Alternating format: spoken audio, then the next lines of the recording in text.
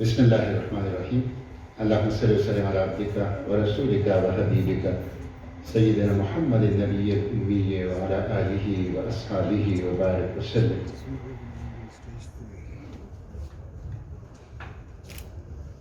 سب سے پہلے تو میں حلقہ خواتین اسلام آباد کو مبارکباد پیش کرتا ہوں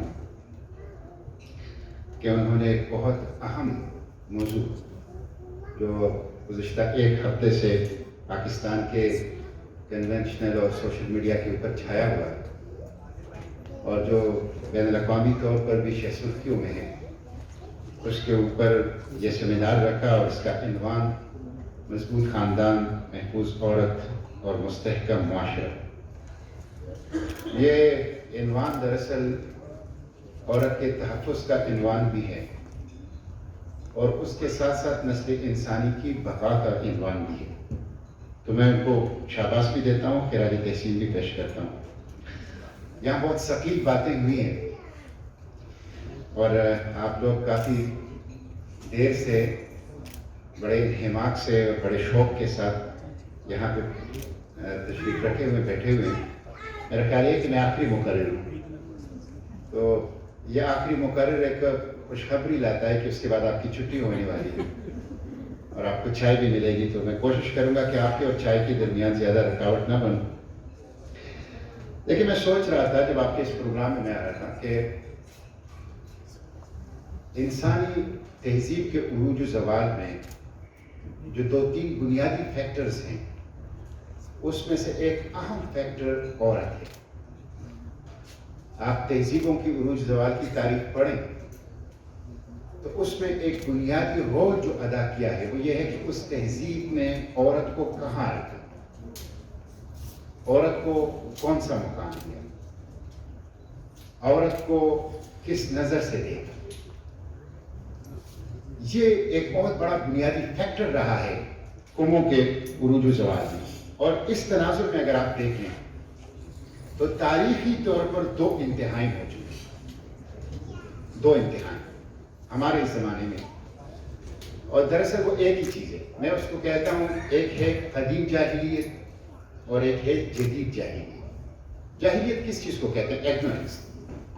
جاہلیت کہتے ہیں قرآن و سنت سے بے نیازی، وحی الہی سے مستغنی ہونا، آسمانی ہدایت سے منہ موڑنا۔ خواہ وہ قدیم زمانے میں ہو تو وہ قدیم جاہلیت ہے، اور ہاں آج وہ سپیس ایج کے اندر ہو، کمپیوٹر ایج کے اندر ہو تو وہ جدید جاہلیت ہے۔ تو بنیادی طور پر یہ جو دو انتہائی ہیں، یہ جاہلیت کی قدیم اور جدید شکلیں ہیں، اور تھوڑا سا میں اگر اس کو ایکسپلین کرواتا ہوں ان کے سامنے۔ دیکھیں قدیم جاہلیت کو جب آپ دیکھیں تو اسلام کی آمد کے وقت وہ اپنے ایک پرفیکٹ جو ایک صورت تھی اس کے اندر موجود تھا۔ مولانا سید ابو الحسن علی ندوی نے لکھا ہے کہ اسلام کی آمد کے وقت ایران جو سپر پاور تھا اور ایک تہذیب تھی قدیم تہذیبوں میں سے، جو ایران ہے، چین ہے، مصر ہے، تو ایک قدیم تہذیب ہے ایران کی، کسرا سپر پاور تھا، بڑی تہذیب تھی۔ اس کے دربار میں یہ بات چل رہی تھی کہ عورت انسان ہے۔ یہ اس وقت دربار کے اندر ڈسکشن ہو رہی تھی ایک سپر پاور کی جو ایک بڑی تہذیب تھی۔ تو یہ ایران کی عرب کی صورتحال تو آپ کے سامنے، آپ کی کتابوں کے اندر بار بار پڑھا ہے، تقریروں میں بھی سنا ہے کہ بچیوں کو زندہ درگور کرنا اور عورت کی ذات کی نفی، وہ ایک سیلیبل کمیونٹی تھی، قابل فروخت جنس تھی، ان کی کوئی حیثیت نہیں تھی۔ یہاں تک کہ اللہ کے پاک گھر کے طواف میں بھی ان کو مجبور کیا جاتا تھا کہ وہ بالکل ننگا طواف کریں، اور اس پہ احتجاج بھی کرتے لیکن ان کی اجازت نہیں تھی۔ تو اسلام کی آمد سے پہلے جو قدیم جاہلیت تھی جس میں عورت کی ذات کی مکمل طور پر نفی تھی اور اس کی کوئی حیثیت نہیں تھی۔ اچھا، یہ جو قدیم جاہلیت ہے یہ ہمارے اس معاشرے میں آج بھی رسم و رواج کی صورت میں موجود ہے۔ یہ جو شعرا ہے، یہ جو کاروکاری ہے، یہ جو تعلیم اور صحت سے محرومی ہے، یہ جو حق مہر، حق وراثت، حق جائیداد سے محرومی ہے، یہ جو مرضی کی شادی کی اجازت نہ دینا ہے، یہ جو چہروں کے اوپر تیزاب پہننا ہے، یہ سارے اس کے مختلف مظاہر ہیں. یہ وہی قدیم جاہلیت جس نے پہلے ایک نام کے ساتھ اور اب ثقافت، رواج، روایات اور مقامی قومی اقدار کے نام کے ساتھ مسلط ہے. لیکن حقیقت یہ ہے کہ عورت مظلوم ہے، تاریخی طور پر عورت مظلوم.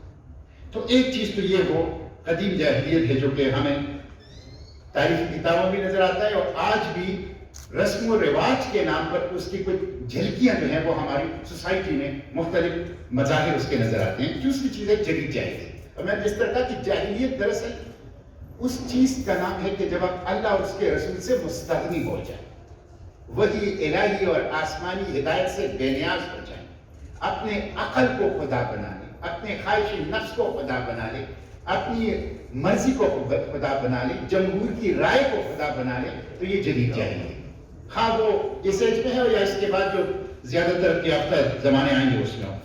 اس نے کیا کیا؟ اس نے بھی عورت کا استحصال کیا، لیکن اس نے یہ کام بڑے دلچسپ نعروں کے ساتھ کیا. ویمن رائٹس، مساوات مرد زن، آزادی نسواں، اس نے نعرے بڑے خوبصورت رکھے، لیکن اس نے استحصال کا وہی جو عورت کا استحصال جو قدیم زمانے سے اس کو رکھا. اور اس کو کیسے رکھا؟ آپ دیکھیں، اس نے عورت کو جو خاندانی نظام ہے اس کو تباہ کر دیا، اور عورت کی جو بایولوجیکل ساخت ہے جو کہ تخلیقی انسانیت کی ضرورت کو پورا کرنے کے لیے اللہ تعالیٰ نے اس کو دی ہے اور اس ذمہ داری کو پورا کر رہا ہے، اس کے ساتھ ساتھ اس کے اوپر اضافی ذمہ داریاں ان خوبصورت نعروں کے ساتھ ڈال دی جو کہ مردوں کی ہے. اپنی ذمہ داریوں سے ان کو آزادی نہیں دی جو کہ ان کی حیاتیاتی ساخت کی ضرورت تھی، تخلیقی انسانیت کی ضرورت تھی، اور مردوں کی ذمہ داری اس کے اوپر اضافی ڈال دی، اس بیچارے کو اور زیادہ استحصال کا شکار کر دیا.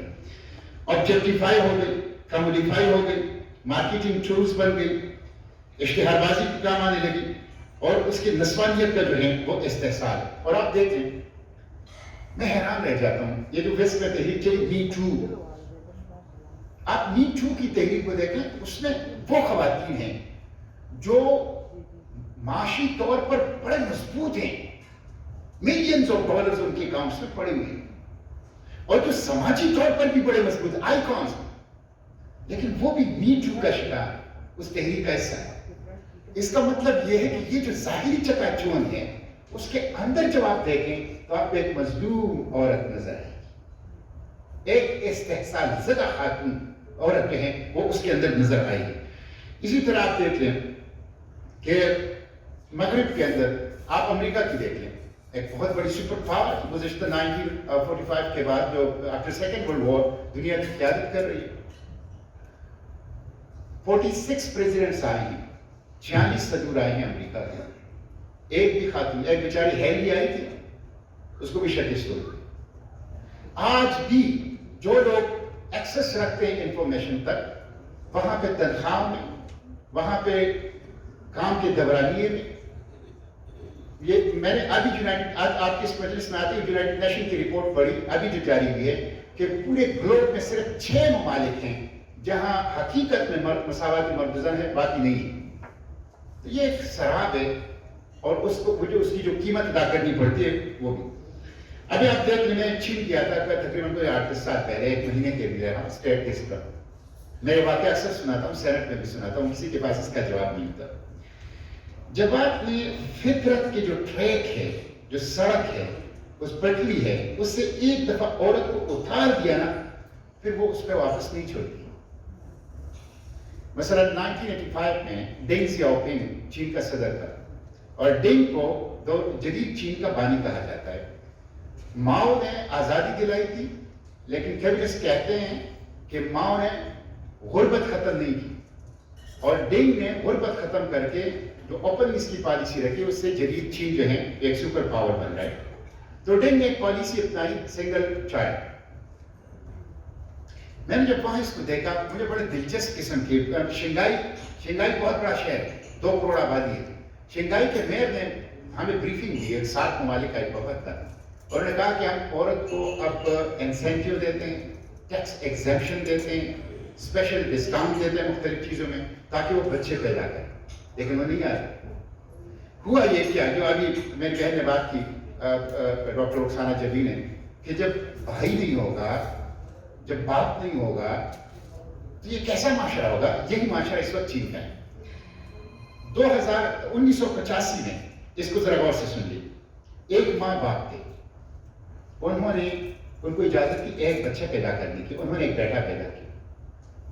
دوسری طرف دوسرے ماں باپ تھے, ان کو بھی اجازت کی ایک بچہ پیدا کرنے کی, انہوں نے بیٹی پیدا کی.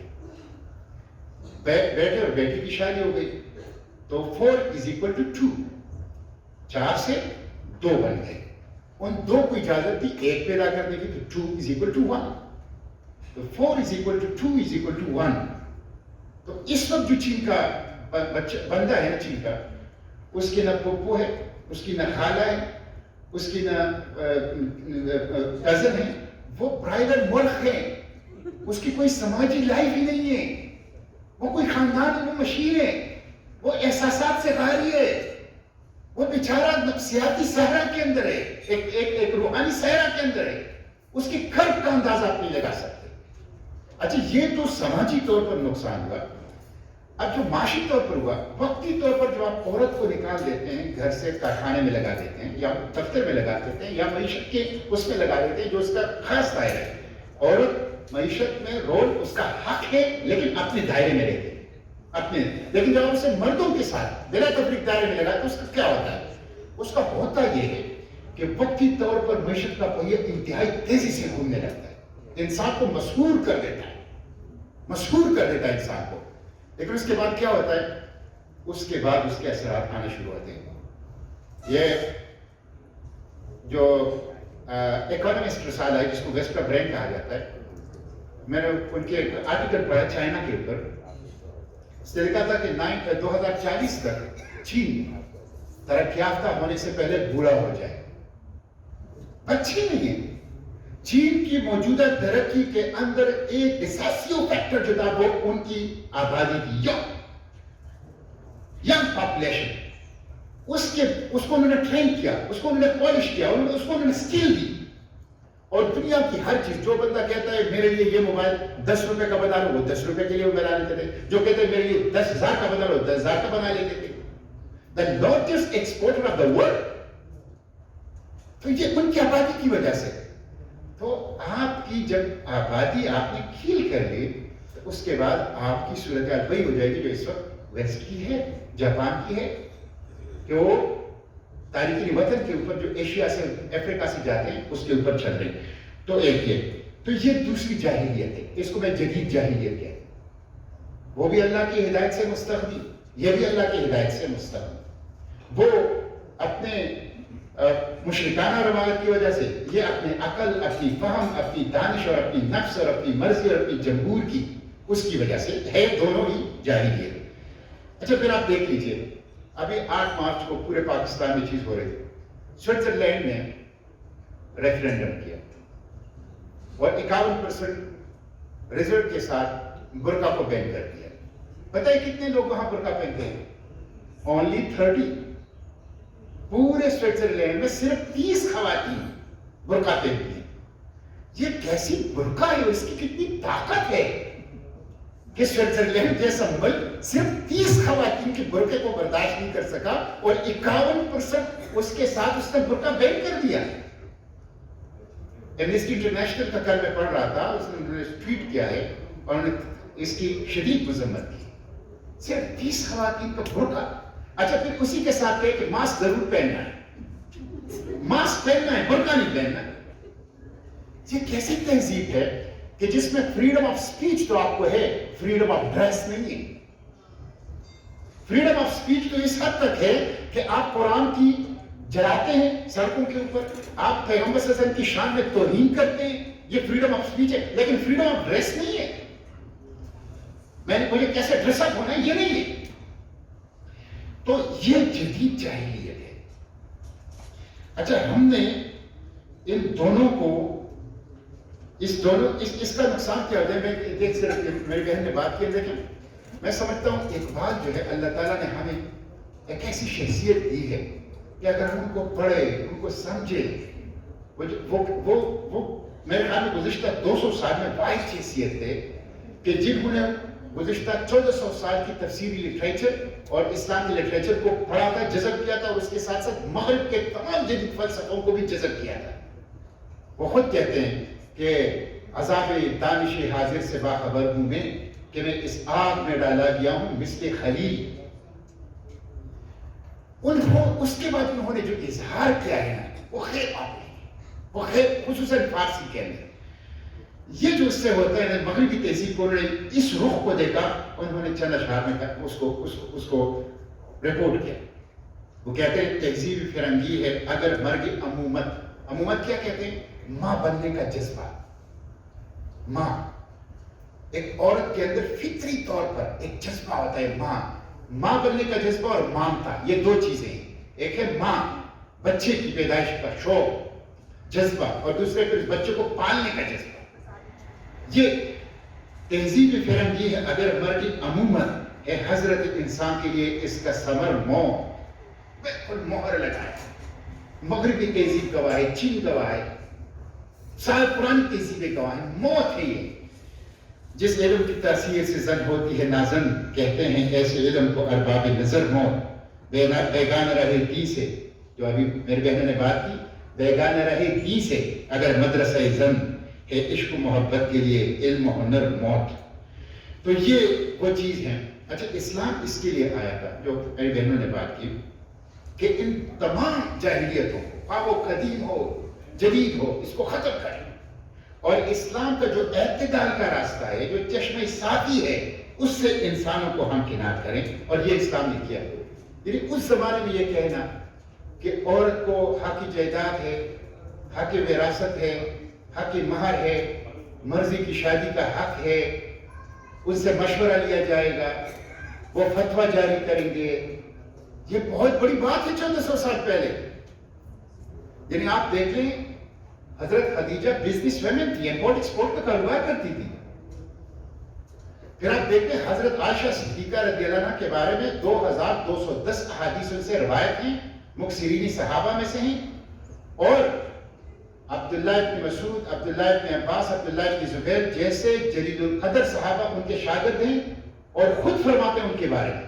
یہ جملہ ذرا غور سے سن لیجیے کہ ہمارے دور میں قرآن کا، حلال و حرام کا، شعر و شاعری کا، نسب ناموں کا، طب کا، حضرت عائشہ سے بڑھ کر کوئی عالم نہیں تھا۔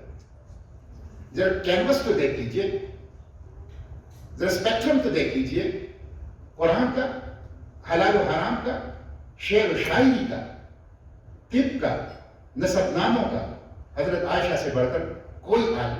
یہ اسلام نے عملاً کر دکھایا۔ یعنی ایک ہوتا ہے نعرہ، ایک ہوتا ہے کر دکھایا۔ یہ جو آخری خطبہ ہے اللہ کے پیغمبر صلی اللہ علیہ وسلم کا، خطبہ حجۃ الوداع، 4 چارٹر آئے ہیں انسانی حقوق کے۔ سب سے پہلے میگنا کارٹا، اس کے بعد فرینچ ریولوشن کے موقع پہ، اس کے بعد بیل آف رائٹ امریکہ کے اوپر، اور چوتھا ہے universal declaration of human rights of the united nation. ان چاروں میں سب سے قدیم، سب سے تفصیلی چارٹر خطبہ حجۃ الوداع ہے، جو 119 دفعات پر مشتمل ہے، اور جو ریکمنڈیشنز نہیں ہیں، ایمان کا حصہ ہے، کوئی اس پہ عمل نہیں کرے گا گنہگار ہوگا۔ اس میں آخری خطبے میں بڑے واضح طور پر لائن کھینچی گئی کہ بھئی یہ خطرات ہیں، ان خطرات کو بند کر دیا گیا خواتین کے حوالے سے، عورتوں کے حوالے سے۔ تو اسلام اس لیے آیا ہے کہ اس چیز کو جو ہے وہ کر لے۔ لیکن ہمارے ہاں بدقسمت یہ ہے کہ یہ جو صورتحال ہے یہ نہیں۔ اب ہم پاکستان کے تناظر میں دیکھیں، میں تھوڑی سی بات کو مختصر کر دیں۔ پاکستان کی کانسٹیٹیوشن کا آرٹیکل 34 کہتا ہے steps shall be taken to ensure full participation of women in all spheres of national life. Article 35 کہتا ہے the state shall protect the marriage, the family, the mother and the child. اچھا، یہ جو principle of policies ہیں from 30 to 40 جو articles ہے پاکستان کی constitution کے، یہ خلفائے راشدین سے لیے گئے، اور یہ ایک مثالی معاشرے کے ریاست کو پابند کرتا ہے کہ وہ اس مثالی معاشرے کو قائم کرے گا. لیکن اب صورتحال کیا ہے؟ جو ریسنٹ سینسز آئے ہیں مردم شماری، اس کے مطابق پاکستان میں مردوں کی آبادی ہے 50.8 اور خواتین کی آبادی ہے 49.2. تقریباً برابر ہے. ویسے تو یہ مت تھا کہ عورتیں زیادہ ہیں مرد کم ہیں، لیکن سینسس نے جو آخری ہوئی ہیں اس نے ثابت کر دیا کہ تقریباً برابر ہے. اچھا، اس میں اگر آپ دیکھیں ہماری لٹریسی ریٹ ہے 60%. 60% لٹریسی ریٹ میں 70% مرد لٹریٹ ہیں اور اونلی 50% خواتین لٹریٹ ہیں. اچھا، پھر آپ یہ دیکھیں، اس سے آگے جائیں. پاکستان کے بینکنگ سسٹم میں صرف 7% بینک اکاؤنٹس خواتین کے، اونلی 7%. پھر آپ دیکھ لیجئے موبائل فون یوزرز ہیں، اونلی 33% خواتین موبائل فون یوزرز ہیں. یہاں پہ بات آئی ہے، دیکھیں ٹیکنالوجی ایک ایسی چیز ہے کہ آپ اس کی جتنی بھی مخالفت کریں، اس سے کسان جتنا رونا دھونا کریں، کوئی فائدہ نہیں ہے. یہ وقت کا پہیہ ہے، یہ چلے گا، یہ آگے بڑھے گا. شعور، آگہی، تعلیم، فہم اور سمجھ اس کا علاج ہے کہ آپ جس طرح بات آئی کہ اللہ کا خوف دلوں کے اندر بٹھائیں،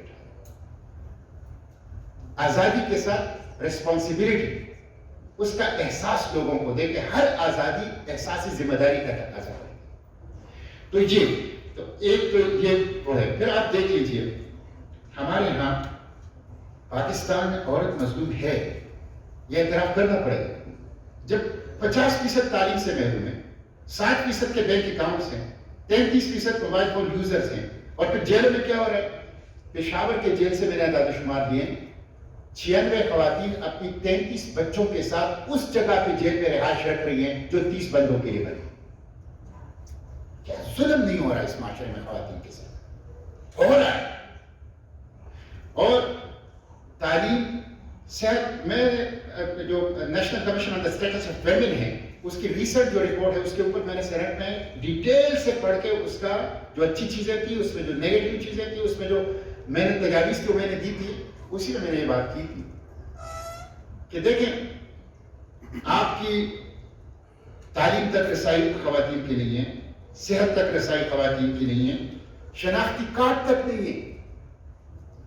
نادرا نے کہا ہے وہ 3000 شناختی کارڈ اس وقت جاری کر رہے ہیں کہ اگر ہم 5000 شناختی کارڈ پر ڈے جاری کریں تو پاکستان کے تمام خواتین تک CNIC پہنچانے میں 18 سال لگیں گے.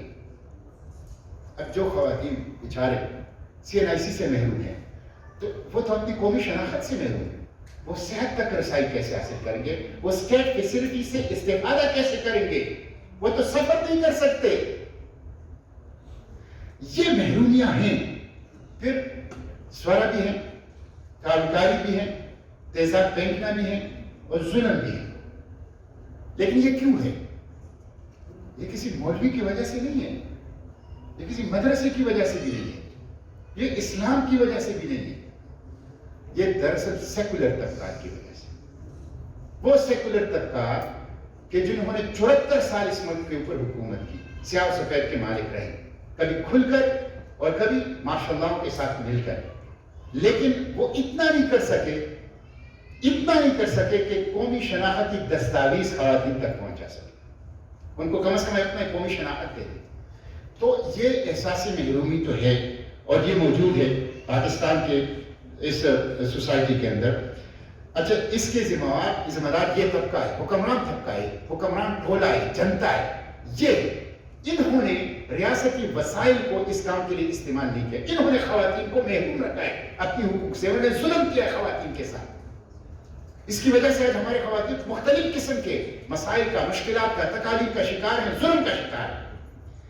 لیکن دوسری طرف سیکولر طبقہ اس احساس محرومی کو ایکسپلوئٹ کر کے اسلام پر حملہ ور ہونا چاہتا ہے.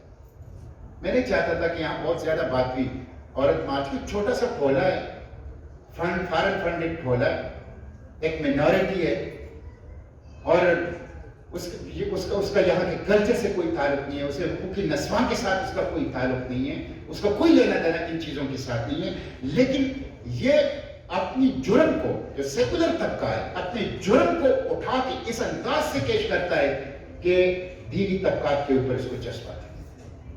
حالانکہ میں یہ کہتا ہوں کہ دینی طبقہ واحد طبقہ ہے جو اپنے خرچ پر لڑکیوں کو پڑھاتا ہے، بنا کے جتنے بھی مدارس کی، یہ علم دینا ہی ہے نا۔ آپ مجھے بتا دیں کسی اور طبقے نے کبھی مفت میں اسکول اور کالج کھولے ہیں لڑکیوں کو تعلیم دینے کے لیے؟ مولویوں نے ہزاروں مدرسے کھولے، ہزاروں مدرسے کھولے ہیں جو مفت میں بچیوں کو تعلیم دی جاتی ہے، اور 80% ہماری آبادی دیہاتوں میں، 80% غریب آبادی ہماری دیہاتوں میں اور مدرسے دیہات۔ لکھنا پڑھنا سکھانا، ان کو قرآن سنت کی تعلیم دینا، اپنے خرچ سے چندے لوگوں سے جمع کر کے، کوئی اور طبقہ یہ نہیں کر رہا، لیکن کوئی اس کی تحسین نہیں کرے گا۔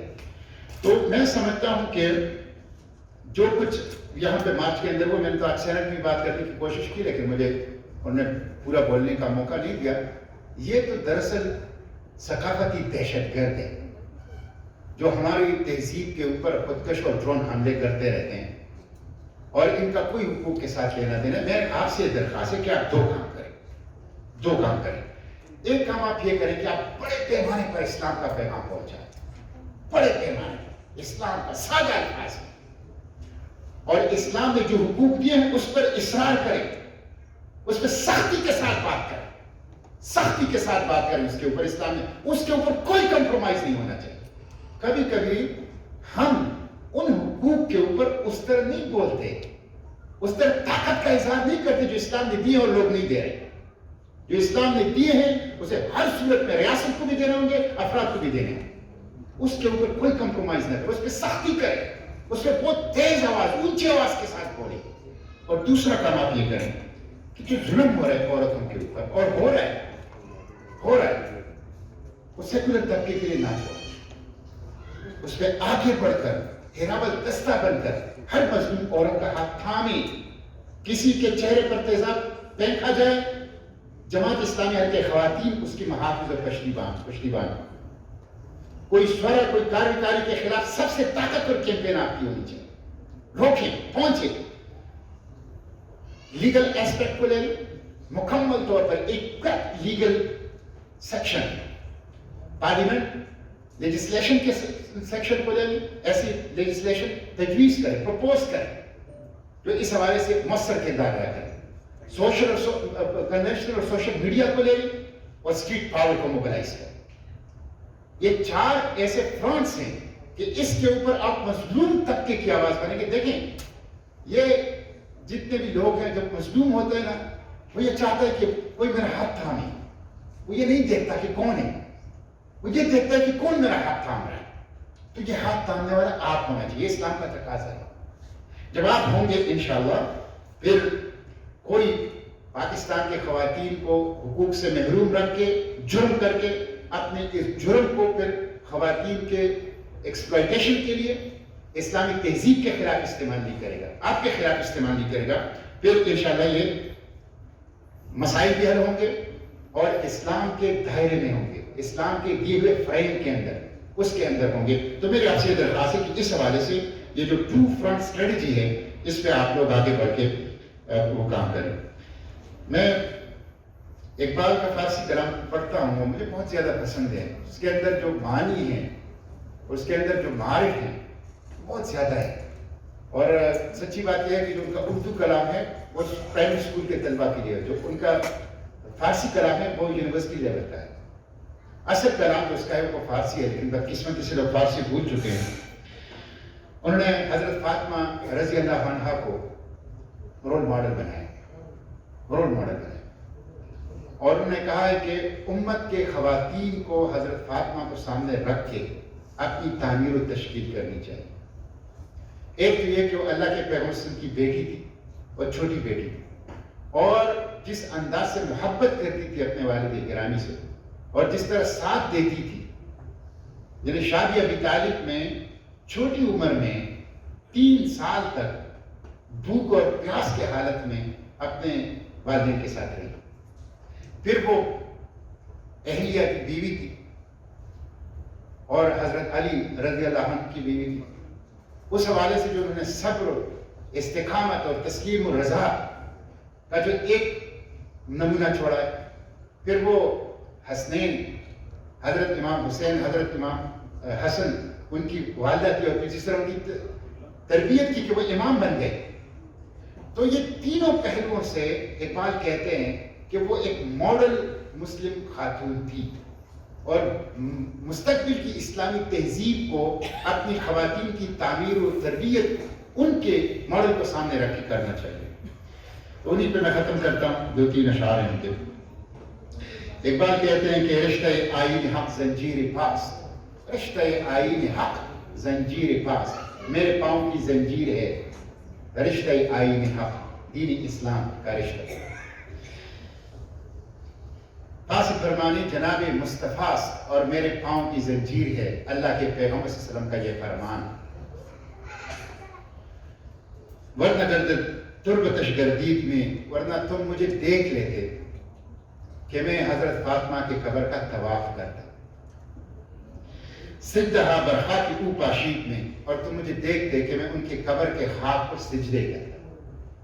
اگر دین حق مجھے نہ روکتا اور فرمان مصطفیٰ میرے پاؤں کی زنجیر نہ بنتا تو میں حضرت فاطمہ کے مزار کا طواف کرتا اور ان کے قبر کے خاک کو سجدہ کرتا. یہ بہت بڑی بات ہے، جس کو کہتے ہیں نا شاعرانہ مبالغہ. یہ اس لیے کہ امت اس کی طرف متوجہ ہو جائے. تو مجھے آپ لوگوں سے بڑی امیدیں ہیں کہ آپ لوگ اس انداز سے آگے بڑھیں، ایگریسو انداز سے، اور بڑی تعلیم یافتہ کوالیفائڈ لیڈرشپ آپ کے یہاں بیٹھیں گے، اور انشاءاللہ آپ ہی حقیقی نمائندے ہیں خواتین کے، مظلوم خواتین کے، پاکستان کے مظلوم 50% آبادی کی، آدھی امت کے، اور آپ ان کی صحیح آواز بن سکتی ہیں. وآخر دعوانا الحمدللہ رب العالمین.